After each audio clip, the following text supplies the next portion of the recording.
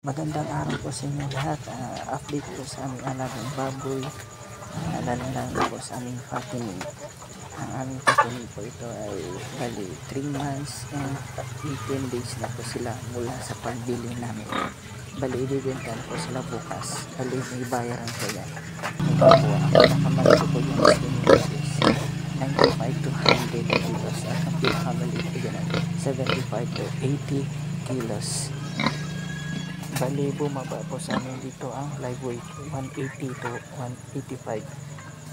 Dito po sa aming alagang biik, bali 35 days na po sila ngayon sa aming pag-aalaga. Ang estimated po dyan pinakamalaki ay 22, ang malaki at pinakamaliit po dyan around 18 kilos to 20 kilos. Update din po sa aming alagang inaing. Ngayon ay exact po ng 7 months old na po siya since birth dahil January 2 po siya pinanganak. At saka naglalandi na rin po ito. Bali naglandi na po ito. Baka babarkuha na po namin ito bukas. Bali nakaupos ako dito sa alagang namin na 40 kilos na seeds plus 8 kilos na upa na mais. Ito po ang aking alagang inaing. Naglalandi na po yan.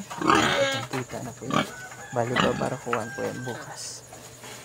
Bali pinatungan ko po yan. Halos din na galaw. Tumangat ang buntot niya. 7 months old na po yan. August 2. Dahil January 2 po yan pinanganak.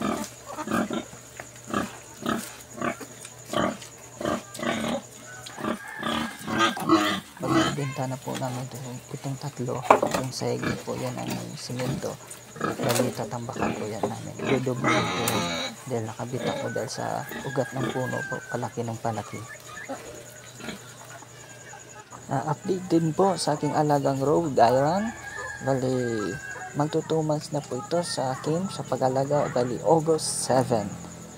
Total edad niya po sa August 12 ay po 4 months na po sila. Ayan po, malulusog naman at saka mabilis kumain. At saka yan po ginawan ko po sila ng kainan dyan. Ayan. At natutulog po sila sa saig. Ginawan ko po sila ng hapunan. At saka yung saig nila ay bali may buhangin po yan. Yung apakan nila, nilagay ko po dyan ay 10 sako. Thanks watching. Thanks.